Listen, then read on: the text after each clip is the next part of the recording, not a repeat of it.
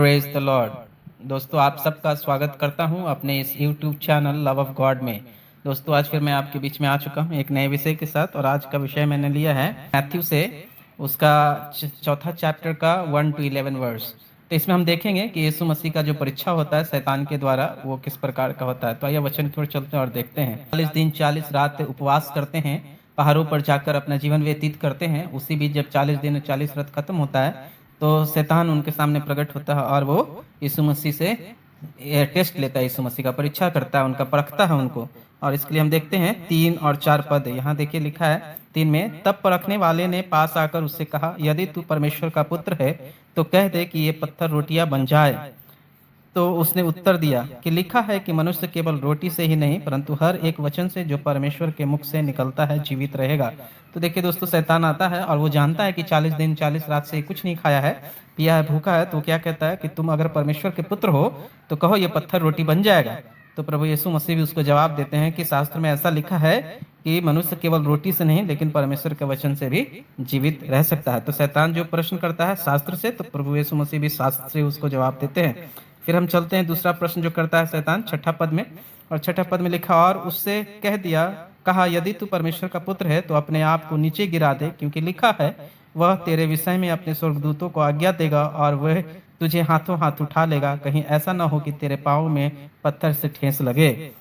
तो साथ में यीशु मसीह ने उसको उत्तर देते हैं, यीशु ने उससे कहा, यह भी लिखा है कि तू प्रभु अपने परमेश्वर की परीक्षा न कर। तो यहाँ भी देखिए परमेश्वर जो है प्रभु यीशु मसीह, शैतान उसको शास्त्र से पूछता है कि तू अगर परमेश्वर का पुत्र है तो अपने पहाड़ से अपने आप को गिरा दे, परमेश्वर तुमको हाथों हाथ उठा लेगा, ऐसा शास्त्र में लिखा है। तो यीशु मसीह भी उसको जवाब देते हैं शास्त्र से ही, और कहते हैं कि शास्त्र में यह भी लिखा है कि तू अपने परमेश्वर का परीक्षा न कर।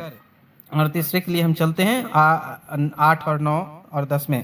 तो 8 में इस प्रकार से लिखा है, फिर शैतान ने उसे एक बहुत ऊंचे पहाड़ पर ले गया और सारे जगत का राज और उसका विभव दिखाकर, 9 में लिखा, उससे कहा, यदि तू गिरकर मुझे प्रणाम करे तो मैं यह सब कुछ तुझे दे दूंगा।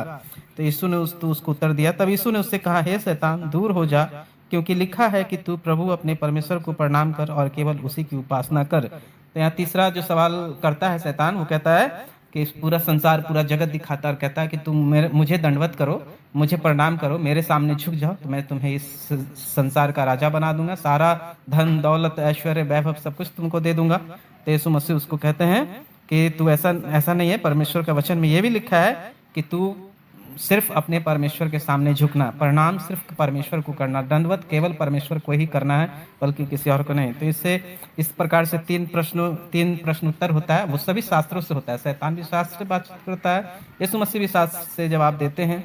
तो दोस्तों, इससे हम यही सीखते हैं कि शैतान जब हमारे जीवन में आता है तो वो हमारे शास्त्रों से ही वचन से बातचीत करता है, तो हमें भी उसको शास्त्रों से ही बातचीत करके उसको जवाब देना चाहिए, और हमें दंडवत केवल परमेश्वर के आगे करना चाहिए, और हमें परमेश्वर का परखना नहीं चाहिए, और हमें परमेश्वर को छोड़ किसी और की उपासना नहीं करना चाहिए।